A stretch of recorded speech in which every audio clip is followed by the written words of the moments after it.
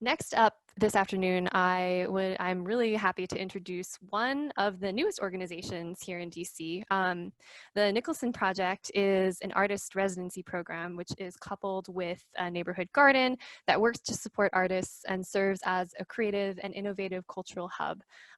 They've created a space and residency to inspire others to use non-traditional, arts-based, community-centered entrepreneurial projects as a pathway toward stronger and more vibrant communities. They welcomed their first artist in residence in July 2019, and since then they've developed really impactful community projects centered around the residency. They're actually a recent Awesome Foundation grantee, so naturally that means their work is really awesome. And equally awesome is the executive director and founder of the Nicholson Project, Stephanie Reiser, who I would love to introduce to the Zoom stage to introduce their current artist in residence, Majda Reyazipour. Hi, Stephanie. Hi, Majda. Hi, Nicole. Thank you for that lovely introduction. It actually took away some of my language, so I don't have to repeat that, but I really do appreciate that. Yes, we launched the Nicholson Project last summer. Amber Robles Gordon was our first artist in residence, and then we unveiled a massive installation piece by hers in September at a grand opening. And since that time, we've had 2 other residents, including the artist I'm going to introduce to you today. We also do have a neighborhood garden, and we are trying to pair a conversation about creative opportunities and equity in the Fair Lawn neighborhood of Southeast DC. We're located in Ward 7.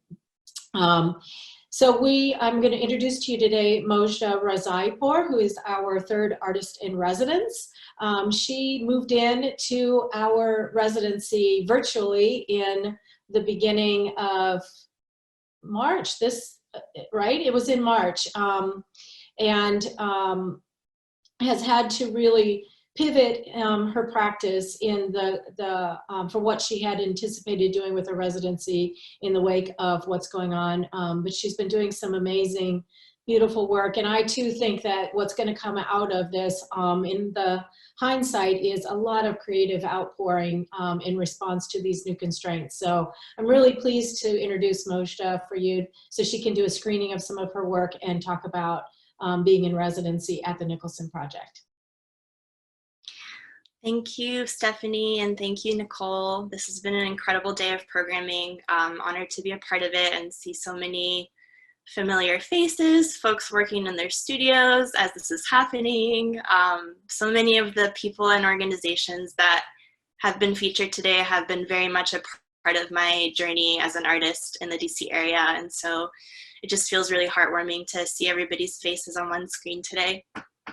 So today I'd like to share with you a little bit about my practice until now, and also about being at the Nicholson Project, and also screening some of my footage for a film that I've been working on that will hopefully be virtually screening to be announced sometime in the next month.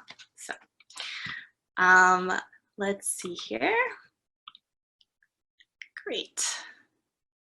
I think you can see my screen now. Okay, great. So if you want to get in touch with me, that's my information. I'm an artist and storyteller based in Washington, DC at Stable for the past few months. I arrived at art in an indirect way. So I studied architecture, and I did quit architecture, went into storytelling, started an art space, restaurant, and music venue called Epicure Cafe with my father, who's here today. And so check them out, support them in this moment if you can. Important to know about me, I immigrated here with my family at the age of 12 from Iran. And I say that because even though all of my work is not directly about that, a lot of the duality that I experienced in my childhood, living in an overt experience of oppression, and also like the disembodiment in the immigrant experience, always live somehow at the root of who I am. Also important to know is that a lot of times the materials in my work are really affected by the environments that I find myself creating in. So for 3 years, I lived and worked in this incredible geodesic dome house owned by my friend Bill Winter in the forest of Southern Maryland. So this is a photo, deconstructed, reconstructed, of my first day in elementary school. I worked a lot with these photographs, kind of taking them apart and piecing them back together as an act of sort of putting myself back together. I think a lot of us on our journey to wholeness have to really look and find out the moments that we became divided and kind of sit with those moments. And yeah. This is from a series of my work entitled Iran, America. The left side is the map of Iran and the right side is the map of the US, and my body in the center. My body is in a lot of my work as well. The book on the left is a book that has really inspired me. If you don't know it, you should read it. It's called Emergent Strategy by Adrienne Murray Brown, and she talks a lot about biomimicry and deriving inspiration from nature as to how we can create change on a system, in a systemic way, in large ways. So applying the same principles to ourselves in our interpersonal relationships and in small communities. So ferns are kind of fractal, so that's one of my pieces that was inspired by that.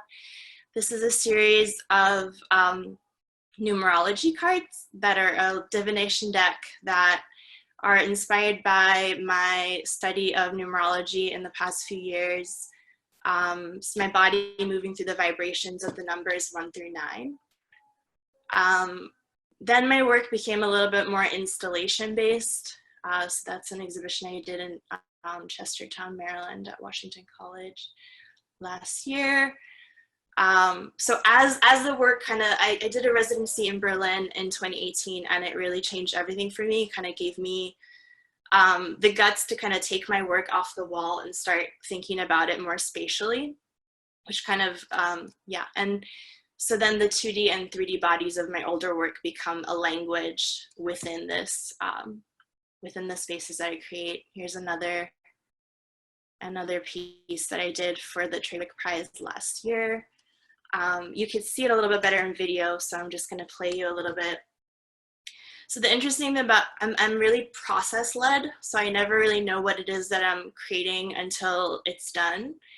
And also I never, like, so I just show up for this, for example, I show up with like 3 boxes of stuff, and then over the course of 2 days to 7 days, just completely transform a space somehow.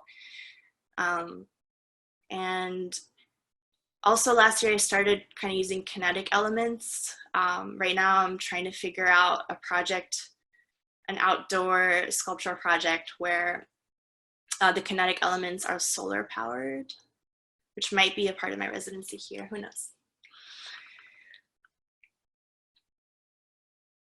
This is a drawing I did when I was 6 or 7 years old.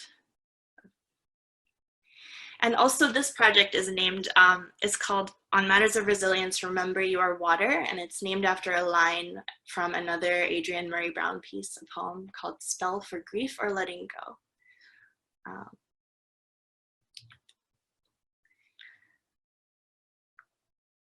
It's just,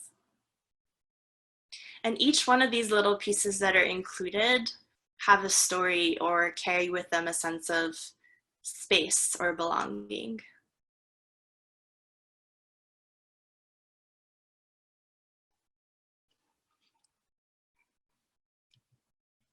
This is an installation that I did at Sable for the inaugural exhibition in 2019.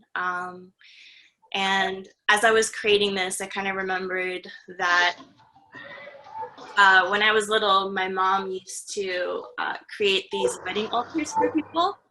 So she would create these vessels that would house these symbolic elements to welcome the couple to their new life and to wish them well. And I think that it's sort of what I did here without realizing it. So I did an exhibition in Berlin this January that kind of started with this pilgrimage of visiting my partner's family in Istanbul, and then visiting a friend in Amsterdam, and then ending up there. And it was a strange time in the world that led me to kind of move through the travels with a lot of grief. And somehow I just took comfort in some of the spaces that we were in, and started to do video work for the first time. So just capturing some of what was there. And so what ended up happening is that the installation became my installations now both live inside and outside the video. So all along I was going around kind of doing this like physically taxing and really material heavy works. And now they're kind of vocabulary for this film work that lives inside and outside of them. So in November, I applied to the Nicholson Project and found out in January that I was accepted. It's incredible to be here. Applying to this residency, I was kind of sitting with a lot of questioning around what I would create here. As a non-Black person of color coming to Southeast DC to do an artist residency, I was just kind of thinking a lot about what is my place here and what kind of work can I do that can be respectful of the community that's already here. And so my plan was to host a series of storytelling workshops for folks and just kind of see what comes of that. You know, maybe my work could be some sort of vessel for what was already here. But obviously, that didn't end up being possible because pandemic moment.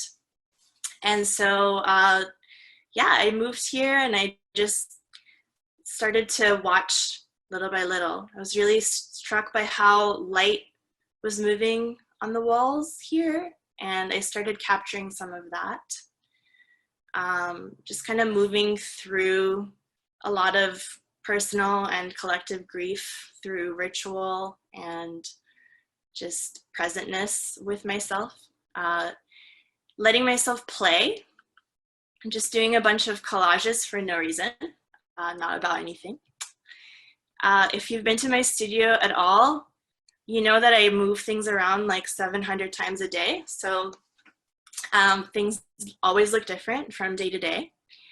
Here are two ways that one corner has looked. This is my desk.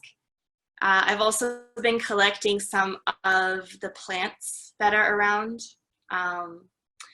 Just kind of thinking about spring in general being such a liminal moment, and this collective experience that we're in making it doubly so. And so collecting and documenting these materials from this space both help me feel in relationship with the land that I'm living on, and also yeah, maybe plan on encapsulating them at some point. I'll show you, but here are some stills from the project that I'm working on that I'll show you some footage from. The working title for it is Watching Time, Watching God. This is a garden outside. It's really lovely, and it really, I was thinking about how I could do some sort of exhibition since we can't have an in-person exhibition, or how I can do a screening of the work that I'm creating. And so it occurred to me that maybe I can create a sort of movie theater, like not for anyone to go to, but just to be documented in the garden. And so I started kind of sketching out what I wanted to do, and whoever I would talk to would tell me to reach out to Robin Bell and try to get some help. And I did.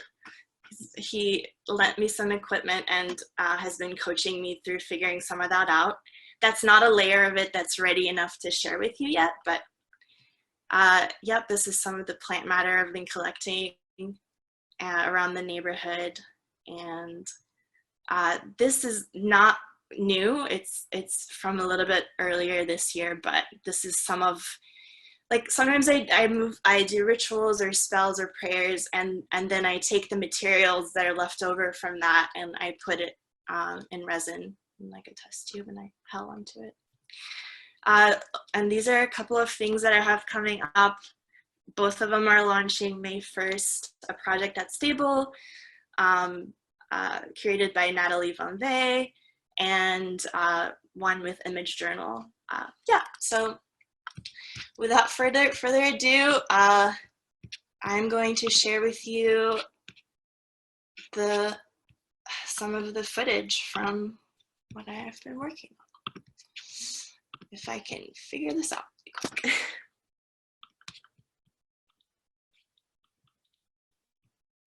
All right. It's silent today, but I've also been collecting sound, so it will not be.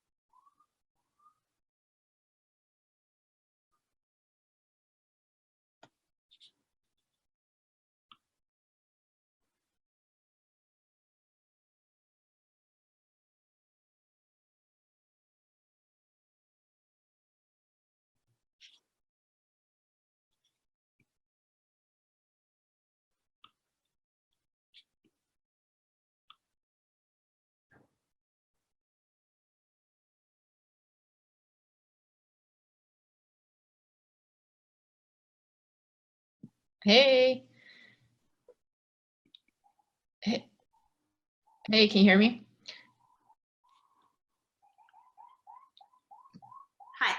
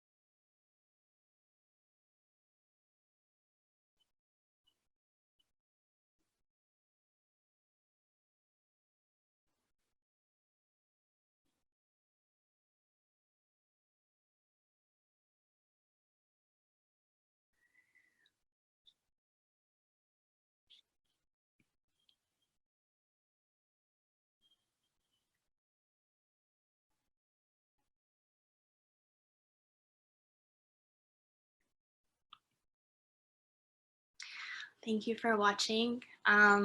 So a lot of that footage I plan to project onto surfaces inside and outside the house and further document the passage of time alongside with it. So, yeah. So we have a number of questions, Moshe. We can go through some of them, but I just wanted to say thank you for sharing. It's very poignant to see time moving as we all feel so isolated. And not having sound was particularly poignant. So a lot of people are asking, some people are asking specific questions about, one from Peter was, do you see you mentioned that you feel the need to shift the space throughout the day in your studio. Do you see this as a transitory place of play? Which I love. Yes, I think that I am super, have a lot of ADD tendencies. I usually work on 7 different things at the same time, and I move in my state of mind. And so the spaces that become necessary for me to have to play in become different. And so I'm constantly like creating and recreating that. And I think, you know, capturing some time lapse of myself moving around is ridiculous at best. Like it's just literally me going around, moving things around. And yeah, I think there's prayer in the play of it. Another question about the acceleration of the video, presuming that it'd be put together and to see what sounds you planned to put with it. Is there anything you can tell us about that? About the sound? Yeah. I can say that it's just sounds around the house and sounds outside.